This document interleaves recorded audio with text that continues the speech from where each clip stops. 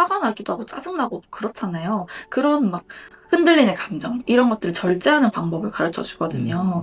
굳이 화를 낼 필요가 없다 이렇게 이야기를 해요. 2권의 1번을 보시면 이런 이야기가 나와요. 아침에 일어나면 스스로에게 이렇게 말하라.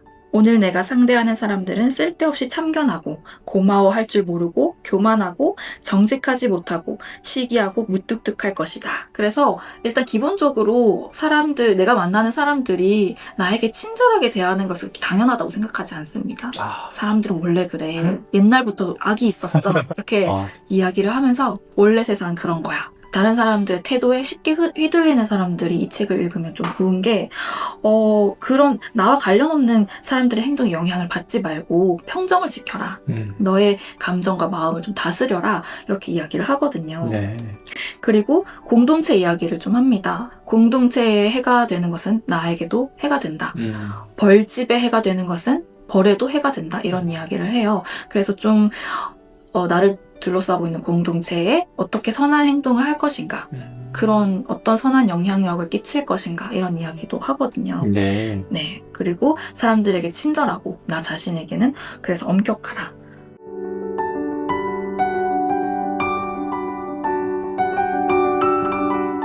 그 스토아 철학을 좀 알아야 이 명상을 이해할 수 있는 것 같은데, 그 해제에 그레고레이스가 잘 해주기도 했더라고요.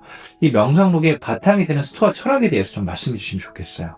네, 스토아 철학은 이제 제논이라고 하는 철학자가 처음에 창시를 했고, 이 스토아 철학의 핵심 인물로서는 에픽테토스가 있습니다. 마르쿠스도 에픽테토스에서 많은 영향을 받았고, 그래서 스토아 철학을 좀 접하게 된 것이 아닐까라고 사람들이 생각을 하거든요. 스토아 철학의 핵심 메시지는 우리가 이 삶에서 통제할 수 있는 부분이 있고 없는 부분이 있는데, 우리가 통제할 수 없는 것들은 그냥 받아들이고, 우리가 통제할 수 있는 나의 생각과 나의 태도, 이런 것들을 좀 집중하자. 이게 좀 핵심인 것 같아요. 세상에는 좀 내가 어떻게 할 수 없는 부분들이 있잖아요. 뭐 죽음이라든지 다른 사람들의 생각과 다른 사람의 말과 행동, 이런 것들은 내가 어떻게 할 수 없는 부분이잖아요. 그런 것들에 너무 내가 집중을 하면서 내 자신의 생각과 내가 지금 해야 하는 일들을 하지 못하고 있는 그런 것들을 좀 돌아볼 수 있는 철학이 아닌가 싶습니다. 여기 보면은 삶의 설계도라는 말이 있어요. 로고스라고도 표현하던데, 그 로고스라는 우주의 법칙과 내가 해야 되는 일과 좀 어떤 연관이 있을까요? 우리가 자연의 순리대로 살 것, 자연에 따라 살 것, 이런 이야기들을 계속 하거든요. 여기서 자연에 따라서 살아라 라고 함은 이 로고스, 이성의 질서대로 살아라 라고 이야기를 하는 건데, 이 이성적 질서라는 것은 우리가 자연스럽게 일어나는 일들이 있잖아요. 인생을 살다 보면 때마다 맞이하게 되는 그런 순간들, 자연스럽게 맞이하는 거. 그럼 스토아 철학의 입장에서 로고스의 관점에서는 약속이 취소됐다는 걸 어떻게 해석할 수 있을까요? 일단 우리가 막 어떤 일이 생겼을 때 화가 나기도 하고 짜증나고 그렇잖아요. 그런 막 흔들리는 감정 이런 것들을 절제하는 방법을 가르쳐 주거든요. 굳이 화를 낼 필요가 없다 이렇게 이야기를 해요. 2권의 1번을 보시면 이런 이야기가 나와요. 아침에 일어나면 스스로에게 이렇게 말하라. 오늘 내가 상대하는 사람들은 쓸데없이 참견하고 고마워할 줄 모르고 교만하고 정직하지 못하고 시기하고 무뚝뚝할 것이다. 그래서 일단 기본적으로 내가 만나는 사람들이 나에게 친절하게 대하는 것을 당연하다고 생각하지 않습니다. 사람들은 원래 그래. 옛날부터 악이 있었어. 이렇게 이야기를 하면서 원래 세상은 그런 거야. 이런 이야기를 좀 많이 합니다.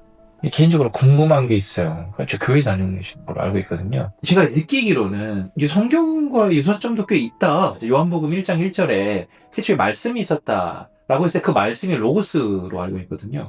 네. 네. 실기로 그레고리스의 해제도 그 내용이 포함되어 있고, 그 로고스가 신의 섭리인 거잖아요. 근데 또 이거는 철학적으로 봤을 때는 신의 섭리이기도 하지만 또 그게 전부는 아니다. 인간의 의지가 개입될 여지가 있다. 신학과 철학의 차이는 신학은 전적으로 믿는 거고, 철학은 인간의 자발성, 주체적인 의지가 있다. 요게 좀 철학과 신학의 어떤 경계가 되지 않나요? 그런 면에서 이게 공통점과 차이점이 다 있을 것 같아요. 또 로고스 또는 이 명상록에서 되게 신의 섭리다는 이런 부분들이 많이 나오더라고요. 물론 여기 이제 명상록에서 이야기하는 그 신이라고 하는 존재가 기독교에서 말하는 그 신을 이야기하는 것은 아닙니다. 여기서는 그때 당시에는 이제 그리스 로마 신화에서 이야기하는 제우스라든지 그때 당시에 여러 가지 신들을 언급하긴 하거든요. 스토아 철학에서 이야기하는 게 이제 모든 사건은 로고스에 따라 결정되고 끊을 수 없는 인과관계를 따른다라고 이야기하면서 인간이 움직이는 마차에 묶인 개와 같은 그런 상황이다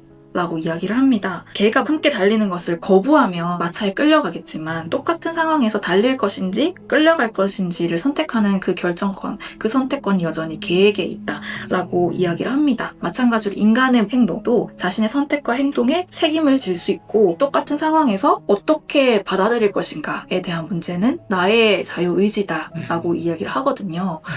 그런 의미에서 봤을 때는 종교와 철학과 그런 것들이 좀 맞닿아 있는 부분이긴 하죠. 하지만 마르쿠스에게 기독교가 그렇게 큰 의미는 아니었어요. 네. 여기 해제에 의하면 그때 당시에는 계속 전쟁이 있고 또 계속 전염병이 있고 그게 더 급한 과제가 아니었나 싶습니다. 감사합니다. 그렇게 해서 약간 이제 이게 종교와 철학을 넘나드는 그런 책이라는 느낌을 많이 받았어요. 그리고 어떤 분들은 명상록이라니까 명상? 이렇게 생각할 수 있는데 오늘날에는 명상이 그냥 앉아서 참선하는 뭐 요가하는 이런 걸로 알고 있지만 원래 명상이라고 하는 또는 메디테이션이라고 하는 기원은 이 시대 때부터 원래 쓰여졌던 말이었다 그렇게 알고 있어서 실제로 이 시대 때 많이 썼던 것들에 대해서 이 책을 통해서 좀 정리가 될 것 같다는 생각이 좀 들기는 했습니다. 이 프랑스의 고대 철학자 피에르 아도가 명상록을 통해서 지각, 행동, 의지라는 세 가지를 훈련할 수 있다고 했는데 이 세 가지에서 한번 말씀 주시면 좋겠습니다. 앞부분에 이런 이야기가 나와요.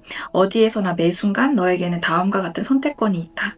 현재 상황을 겸허하게 받아들이는 것, 현재 가치 있는 사람에게 마땅한 대우를 하는 것, 현재 드는 생각에 불합리한 면이 끼어들지 않도록 신중하게 접근하는 것. 이렇게 세 가지를 이야기하거든요. 그게 바로 지각행동 의지를 말하는 것 같은데 사실 이게 스토아 철학에서 말하는 핵심적인 내용이라고 볼 수 있을 것 같아요. 지금 나에게 일어난 상황을 겸허하게 받아들이려는 의지, 그리고 지금 내 곁에 있는 사람들에게 마땅한 대우를 해주려는 행동, 나에게 어떤 불합리한 생각이 들지 않도록 신중하게 지각하는 것을 이제 훈련할 수 있다. 그래서 사실 이 세 가지 훈련에 대한 훌륭한 교본이 된다. 명상록이 그렇게 이야기를 하거든요. 그래서 자기계발적인 면도 사실 있습니다. 있군요. 네. 자신의 행동과 생각과 의지를 이제 단속할 수 있고. 네. 아, 그렇군요. 그다음에 명상록의 핵심 메시지에 대해서 한번 이 부분 한번 언급해 주시면 좋을 것 같습니다. 그러니까 내가 통제할 수 있는 것과 없는 것을 구분하는 것이 좀 중요할 것 같은데 나의 생각과 나의 감정, 나의 태도는 내가 통제할 수 있는 영역이 있는데 다른 사람의 행동과 말과 생각은 내가 어떻게 할 수 없는 부분이잖아요. 그래서 그런 다른 사람들의 말에 영향을 받는 사람들, 다른 사람들의 태도에 쉽게 휘둘리는 사람들이 이 책을 읽으면 좀 좋은 게 그런 나와 관련 없는 사람들의 행동에 영향을 받지 말고 평정을 지켜라. 너의 감정과 마음을 좀 다스려라. 이렇게 이야기를 하거든요. 네. 그리고 공동체 이야기를 좀 합니다. 공동체의 해가 되는 것은 나에게도 해가 된다. 벌집의 해가 되는 것은 벌에도 해가 된다. 이런 이야기를 해요. 그래서 좀 나를 둘러싸고 있는 공동체에 어떻게 선한 행동을 할 것인가, 그런 어떤 선한 영향력을 끼칠 것인가 이런 이야기도 하거든요. 네. 네. 그리고 사람들에게 친절하고 나 자신에게는 그래서 엄격하라.